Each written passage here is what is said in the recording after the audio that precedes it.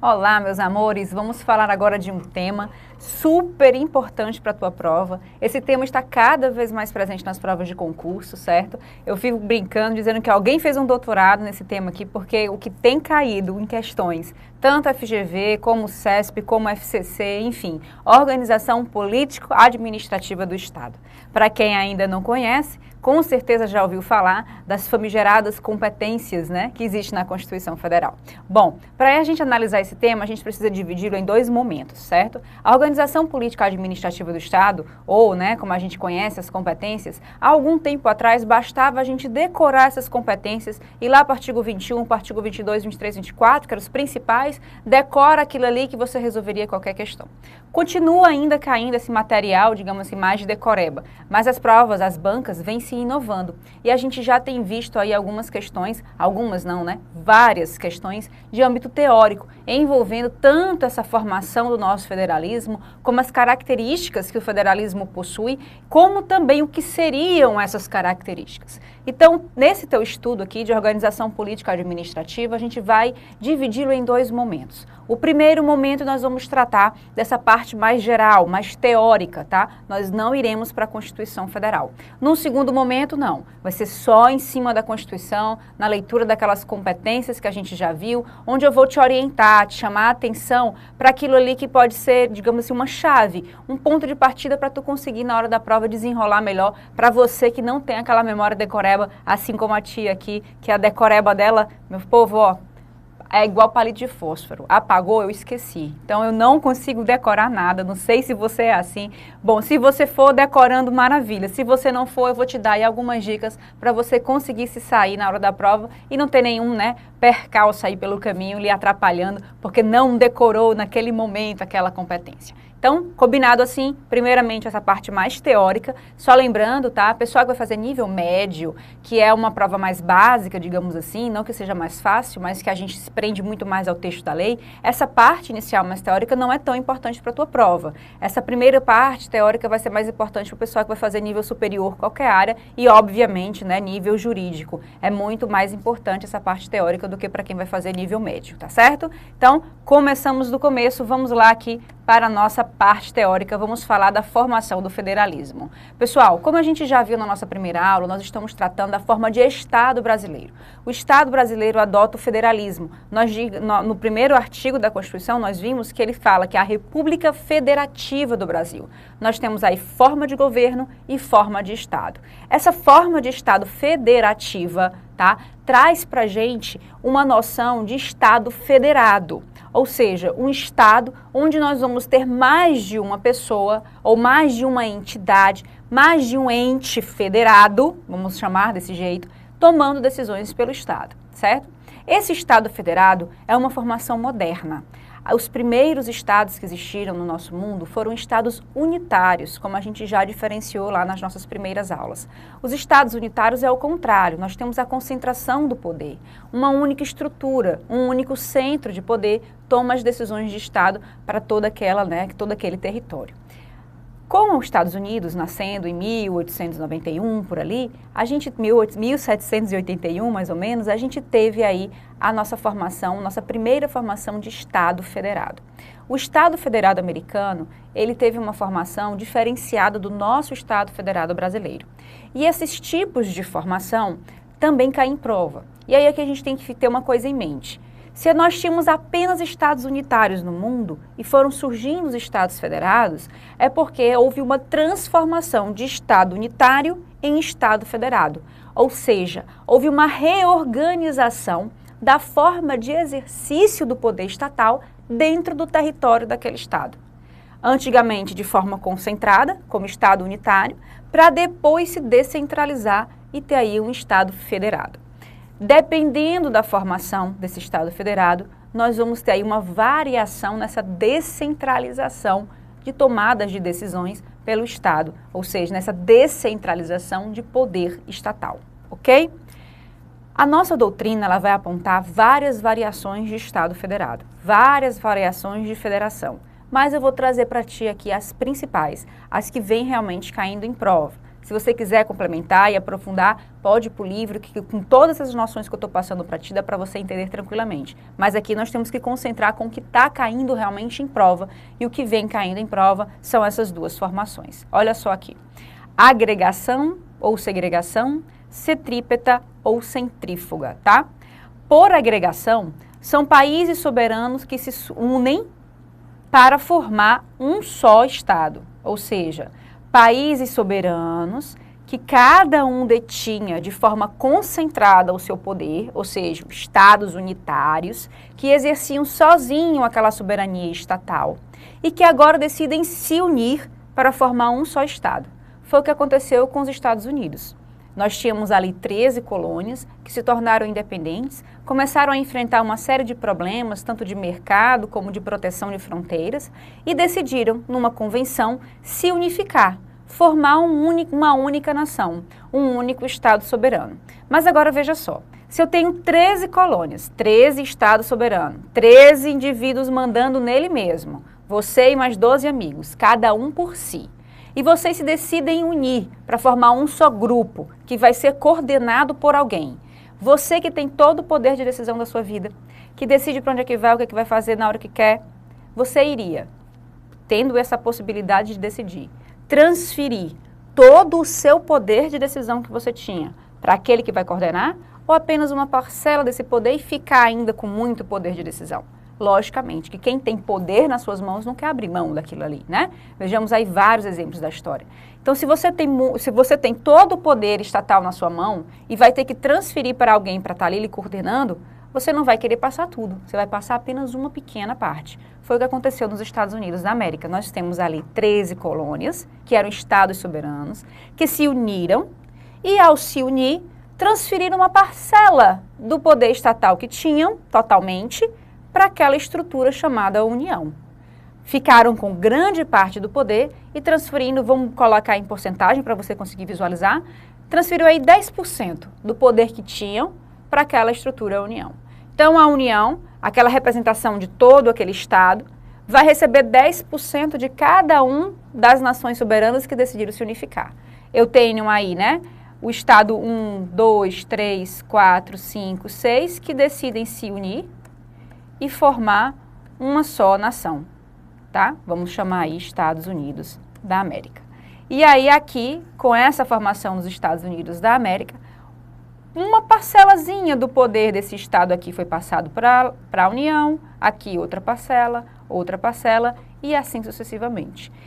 Cada Estado antes, que era aquelas colônias, cada Estado soberano daquele ficou com poder de decisão e passou um pouquinho desse poder de decisão para aquela estrutura que representa a união deles todos. Tranquilo? Esse é o nosso federalismo por agregação. Decidiram se juntar para formar uma só nação, ficando aí esse remanescente de poder nas estruturas que antes eram independentes. A outra formação que nós vemos aqui é a por segregação. É exatamente o contrário. É um país que antes era unitário e que decidiu se formar numa federação, decidiu se transformar numa federação. Um país unitário que tinha toda a concentração de poder na sua mão, que decide agora, no mesmo território, descentralizar esse poder, dividir esse poder com as outras partes que antes, né, tinham uma certa autonomia, podiam andar, enfim. No nosso caso, nós tínhamos ali a figura das capitanias hereditárias, que já tinham uma certa, né, competência, já recebiam uma certa, digamos assim, responsabilidade. E que dentro dessa ideia de responsabilidade surge aí a nossa ideia de transformar o nosso Estado, que antes era unitário, que estava sendo exercido totalmente pela mão da coroa, né, do Império, para ir descentralizando e formando aí tanto União como entes federados chamados de Estados, Estados membros. Então, o nosso Estado federado, ele é formado de forma contrária ao americano. Nós tínhamos antes uma pessoa que detinha todo o poder na mão e passou para outras estruturas. É como se eu tivesse aqui o Brasil, tá? E ele dividiu aí com 26 outras estruturas o seu poder, tá? Na época não eram 26, nós fomos, né, criando esses Estados membros, mas só para você conseguir visualizar. Nós tínhamos o Império, que estava ali com todo o poder na mão dele, e que decidiu aí dividir esse poder com essas outras estruturas chamadas de Estado-membro. Passou uma parcela desse poder, como eu te disse. Quem tem poder nas mãos não quer dividir. E se tem de dividir, vai querer dividir pouca coisa. Foi o que aconteceu. A União continua mantendo grande parte das competências, grande parte da responsabilidade estatal, mas passou aí uma parcela desse poder dela para os Estados-membros. Então, esses Estados-membros receberam aí apenas uma parte desse poder estatal para exercer como ente federado, como Estado-membro. Tranquilo? Esse aí é o nosso poder por segregação. Beleza? Muito bem. Na mesma ideia, mais ou menos, nós vamos ter aí uma formação chamada de centrípeta e centrífuga, que vai falar sobre a vontade, sobre essa força que veio a garantir a formação do Estado Federado. Como foi que esse movimento de poder aconteceu? De várias estruturas que se uniram para formar um só, ou de uma única estrutura que pulveriza esse poder para outras, né? Aí a gente tem o nascimento da formação centrípeta e centrífuga. Na formação centrípeta, que é a formação americana, então é o mesmo raciocínio que você vai ter, só que a gente está analisando por um outro lado, países soberanos que se unem para formar um único Estado independente, abrem mão da soberania para receber a autonomia, deixam de ser países soberanos para serem entes federados autônomos. Nós vamos já fazer a diferença entre soberania e autonomia. É também chamado de federalismo próprio. Por que, Arsênia? Porque é mais, digamos assim, comum, é o mais normal de acontecer, são estados soberanos que se unem para formar um único estado soberano. Esse é o federalismo próprio, digamos assim, é a formação mais comum de acontecer, a mais normal, né, de ter, essa formação centrípeta. No entanto, a nossa formação é uma formação centrífuga, tá? Subdivisão de um estado unitário, como acontecia antigamente no nosso país, em entes autônomos, também é chamado de federalismo impróprio, ok? E aqui, pessoal, dentro dessa noção, dessa formação que existe, tá? Outros conceitos vão surgindo. A forma de cobrar isso daqui na prova é uma forma bem básica. É tipo perguntar para você se o federalismo brasileiro tem formação centrípeta ou centrífuga, segregação ou por agregação, é assim que se pergunta. Ou então se pergunta se o federalismo por segregação, ou seja, por separação, por descentralização, é um federalismo onde estados soberanos se unem para formar um só. Não dá, né? A gente já vê que estados soberanos se unindo é agregando-se, né? Então, nós vamos ter aí por agregação. Vai usando a palavra que ela vai te ajudando de alguma forma, né? Na formação centrípeta e centrífuga, aí a gente vai ter aquela força da física. Mas se tu não é bom em física, assim como a tia Sênia é péssima em física, tu pode pensar aí num bisuzinho bem besta, mas que nunca vai te tirar da cabeça, que é a formação centrífuga.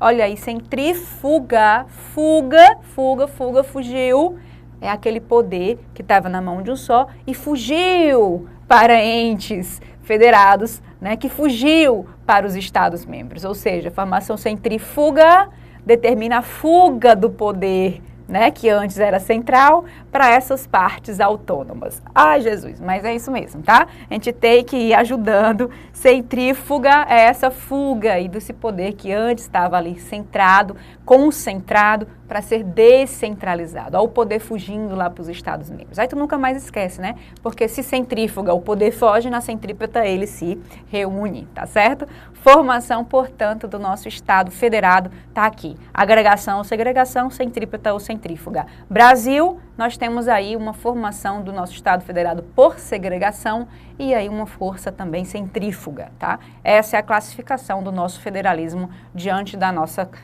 estrutura, né, do nosso Estado soberano. Fechamos, então? Formação do federalismo é isso que você tem que ter ideia aqui. Além disso, nós temos que trabalhar com as características desse federalismo, tá? Uma noção muito clara é que a federação ela tem que necessariamente trabalhar com um diploma, com uma lei que vai tentar organizar tudo isso. No federalismo, necessariamente, nós vamos ter uma Constituição Federal, tá? Constituição Federal é própria de Estados federados. Então, a nossa Constituição Federal, ela vai organizar, ela vai estruturar esse Estado. Então, lembrando lá dos elementos da Constituição, que eu falei contigo na nossa primeira aula, pronto, é um dos papéis de uma Constituição Federal é estruturar esse Estado federado, dizer quem são os Estados-membros, tá? Como é que ele vai ser organizado, qual a responsabilidade de cada um. Porque olha só, pessoal, antigamente eu tinha o poder todo na minha mão. Antigamente você morava só na sua casa. Só quem mandava na sua casa era você. Tudo que devia ser feito na sua casa era você que dizia, como deveria ser feito era você que dizia, e quem iria fazer era você que dizia. Então você estava ali mandando sozinho. Aí você conhece o amor da sua vida e decide se casar. E chega aquela outra pessoa para morar na sua casa. Vocês agora formam um casal. Duas pessoas, né, autônomas, formando um casal independente que vai organizar aquela casa, cada um com as suas responsabilidades. Alguém tem que definir essas responsabilidades. Alguém tem que dizer o que cada um vai fazer e como cada um vai fazer aquilo ali. No dia a dia você vai se acertando e as coisas vão aparecendo. Dentro de um Estado não dá para você ir no dia a dia.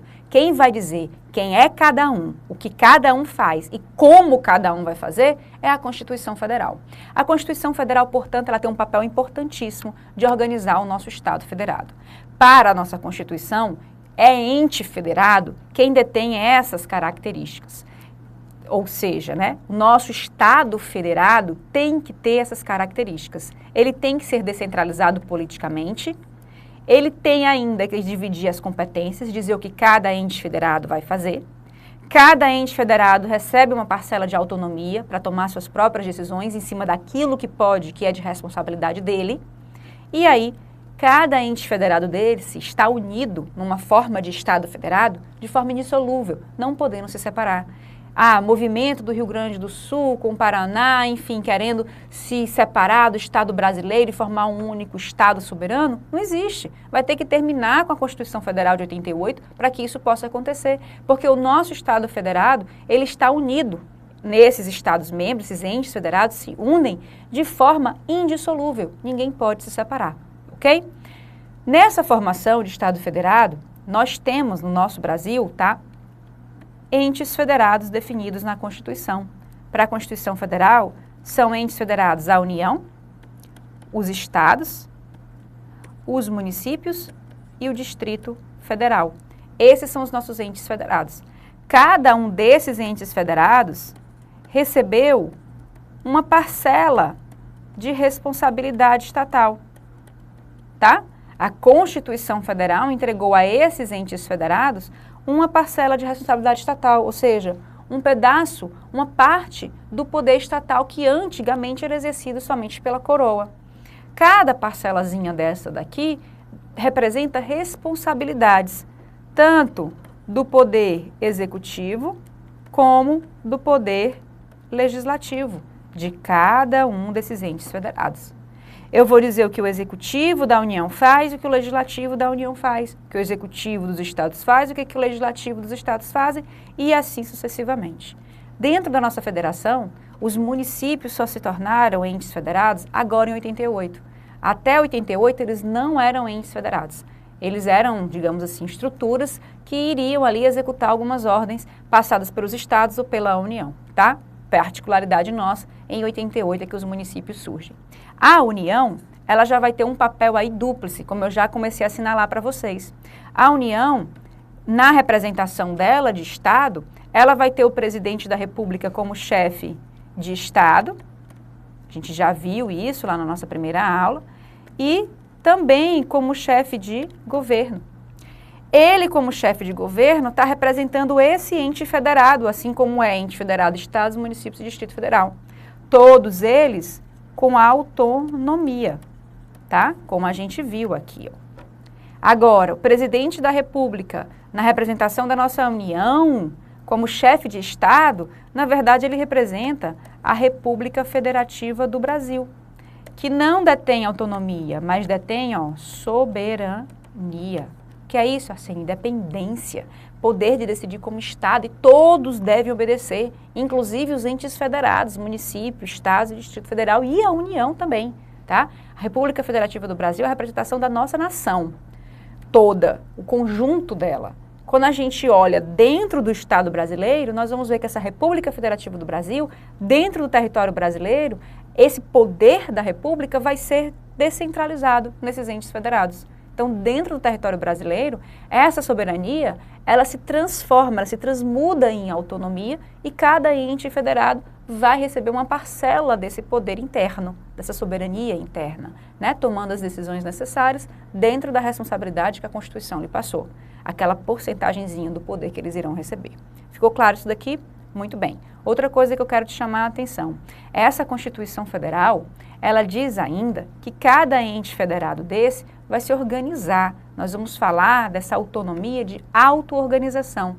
Cada ente desse vai também tomar suas decisões pelo seu executivo, de auto-administração. Cada ente desse vai ter um governo próprio, um chefe de governo, tá? Esse autogoverno. Enfim, essas autonomias nós temos também que conversar já para poder entender melhor as nossas características, tá certo?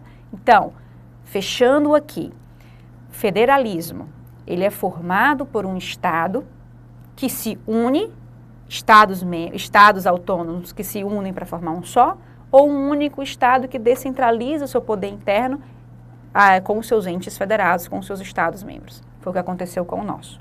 Nosso federalismo, organizado pela Constituição de 88, ele está aqui formado e com as seguintes características. Nós temos uma descentralização política, esse poder de legislar, esse poder de decidir através de leis, estão aí divididos, né, entre os entes federados. Essa descentralização política, ela é também administrativa no nosso Estado federado, tá? Muito embora, olha só, eu possa ter descentralização administrativa em Estado unitário, aqui eu estou aprofundando, tá? Por exemplo, aquela coroa que manda em tudo, que toma todas as decisões, pode colocar representantes em regiões chaves para estar ali assessorando, ajudando as decisões administrativas do poder executivo dessa coroa. Mas as leis necessariamente só saem dela. O que eu estou querendo te dizer? Que num Estado federado necessariamente vai existir descentralização política. E quando eu falo em descentralização política, é descentralização do poder legislativo, esse poder de legislar. Uma grande característica de um Estado federado é ter mais de uma fonte de lei. Eu tenho leis federais, eu tenho leis municipais, eu tenho leis estaduais e eu tenho leis distritais. Com certeza o nosso Estado é um Estado federado. Ficou claro? Então essa descentralização do poder legislativo é a grande marca de um Estado federado. Divisão de competências, o que cada um desses descentralizados, essas instituições descentralizadas, esses entes federados, irá receber como responsabilidade. E a forma de exercício dessas competências, com total autonomia, tá? De exercício, que nós vamos ver já do que elas tratam. E aí a união indissolúvel, como eu te disse, né? Tem que estar todo mundo unido. Aquela máxima, né, de dê poder e conheça alguém, é exatamente aqui. Para que o poder não suba na cabeça desses entes federados, diz-se, portanto, que eles são unidos de forma indissolúvel. Não podem, né, de forma nenhuma, se separar do nosso Estado brasileiro. Fechamos então as características, vamos tratar de uma que é super importante, que vem caindo cada vez mais em provas, que é a nossa querida autonomia. Antes disso, né, uma questãozinha aqui só para você conseguir se situar. Ó, a Organização Política Administrativa da República Federativa do Brasil compreende a União, os Estados, o Distrito Federal e os municípios. Fechado? Excelente. Todos dotados de autonomia? Também, certíssimo, porque algumas questões dizem que eles são dotados de independência. Não são. E aos quais a Constituição Federal atribui os poderes legislativo, executivo e judiciário. Esses independentes e harmônicos entre si para o exercício das suas competências. Arsênia, isso está certo ou está errado? Olha só, a pegadinha. Está errado. Por que está errado, Arsênia? Porque, pessoal, a esses entes federados, a União ela não vai distribuir legislativo, executivo e judiciário. Nós temos municípios que não têm poder judiciário, tá? E outra coisa, poder judiciário para um Estado federado não importa. Como assim? Não tem poder judiciário? Não. Para um Estado federado ser Estado federado, a forma como o poder judiciário dele se organiza, como ele é exercido, quem exerce, é completamente de forma, digamos assim, sem necessidade, sem interesse nenhum. Porque o Estado federado ele vai se preocupar apenas com a organização do legislativo, que é o principal, e do poder executivo. O judiciário não tem tanta importância para a definição de um Estado federado. Portanto, questãozinha errada, porque eu não tenho judiciário no âmbito dos municípios. E a questão aqui está, de alguma forma, falando, né, geralmente, de termos gerais, e aqui a gente tem uma peculiaridade muito importante envolvendo municípios e poder judiciário. Não vai ter, tá? A gente já até mostrou outra questão do CESP falando nesse assunto lá no início das nossas aulas. Fechamos, então? Muito bem, vamos tratar agora aqui, começar a conversar sobre essa autonomia, tá? A autonomia é o poder de tomar suas próprias decisões, é o poder de se organizar, de se estruturar e o poder de fazer todas as suas leis e ter dinheiro para arcar com tudo isso. Entenda o que eu estou falando? Vamos detalhar agora. A autonomia. Em relação à nossa federação, nós temos autonomia tanto do poder legislativo como do poder executivo. A autonomia envolvendo o poder legislativo é uma autonomia que permite para cada um dos entes federados elaborar as suas próprias leis. Cada um dos entes federados, União, Estados, municípios e Distrito Federal, cada um deles elabora suas próprias leis para se auto-organizar. Essa auto-organização, ela vai ser feita da mesma forma como o nosso Estado soberano se organiza. Constituição Federal, dando, né, todas as diretrizes e as demais leis aqui embaixo, bebendo, né, dessa orientação da Constituição Federal. Constituição Federal hierárquica e as leis aqui. No que diz respeito aos nossos entes federados, nós vamos ter a mesma circunstância. A União vai ter uma auto-organização feita pela própria Constituição Federal.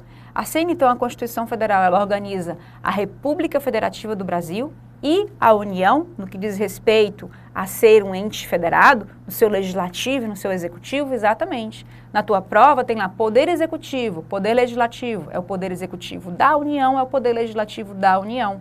Ou seja, do ente federado União, tá? Então, dentro da nossa Constituição Federal, nós temos regras de Estado e nós temos regras de governo. O governo da União, do ente federado União, e o Estado brasileiro, República Federativa do Brasil. Mas a Constituição Federal também vai trazer diretrizes para estados, municípios e Distrito Federal. Ela diz mais ou menos, por exemplo, quantos deputados os estados vão ter, quais as responsabilidades que esses estados vão exercer, ou seja, os estados, eles vão também se auto-organizar através de uma Constituição do próprio Estado. Mas essa Constituição do Estado deve obediência à Constituição Federal, ok? No que diz respeito aos municípios, além da Constituição falar que os municípios têm tantos vereadores, vão ter tantas responsabilidades, a Constituição do Estado também vai trazer regras que vão ser comuns a todos os municípios daquele Estado. E que o município, por sua vez, quando for se organizar, vai ter que levar em consideração as regras da Constituição do Estado e da Constituição Federal. E esses municípios vão se organizar através de uma lei orgânica, que segue a orientação da Constituição Estadual e essa, por sua vez, da Constituição Federal, ok? O Distrito Federal tem uma lei orgânica, que vai seguir a orientação da Constituição Federal. Vejam aqui, para a gente ter uma outra característica do nosso Estado federado, e aqui aprofundando bastante, tá?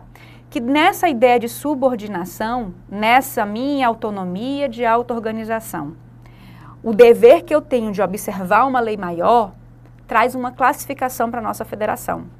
Os estados têm o dever de organizar apenas 1 grau de legislação, ou seja, na Constituição do Estado, somente uma legislação está acima, é a Constituição Federal. Então, eles são limitados apenas por 1 grau de legislação, que é a Constituição Federal. Os estados, portanto, se organizam, determinam a sua forma de organizar, mas eles observam apenas a Constituição Federal. Os municípios não. Na hora que eles vão ter essa sua autonomia de organização, essa autonomia ela é limitada pela Constituição Estadual e pela Constituição Federal. Vai ter aí 2 graus de limitação. Tá vendo? Constituição Estadual e Constituição Federal. Portanto, pessoal, o nosso federalismo, por conta da forma de auto-organização dos municípios, é um federalismo de 2º grau. Vocês já devem ter visto isso nos livros de direito. Entendam por que nós temos um federalismo de 2º grau. Porque os municípios, quando vão se organizar, eles devem levar em consideração, na sua autonomia de auto-organização, 2 graus de legislação: a Constituição Estadual e a Constituição Federal. As regras gerais que a Constituição Federal traz para eles, as regras gerais que as Constituições estaduais trazem para eles, e aí eles criam as leis orgânicas dele. Por isso nós temos um federalismo de 2º grau, ok? Muito bem, mas aqui o mais importante é você entender essa forma de organização, tá? Estados, Constituição Estadual, municípios, leis orgânicas, portanto. Fechamos? Só para a gente complementar, o nosso tempinho está estourado, mas só para você entender. Além dessas leis que organizam, cada ente federado desse vai produzir leis próprias, leis complementares, leis ordinárias, tá certo? Por exemplo, os estados vão poder fazer medida provisória, os municípios também poderão fazer medida provisória. Nós temos aí um poder de legislar exercido pelo legislativo e de forma atípica, como a gente já viu, pelo executivo também, tranquilo entre eles, da mesma forma como acontece na federação. Então, além desse diploma de organização interna, nós vamos ter as leis aí para detalhar essa organização. Leis ordinárias municipais, estaduais, distritais e federais, leis complementares distritais, municipais, estaduais e federais, e assim por diante, ok? Até já já.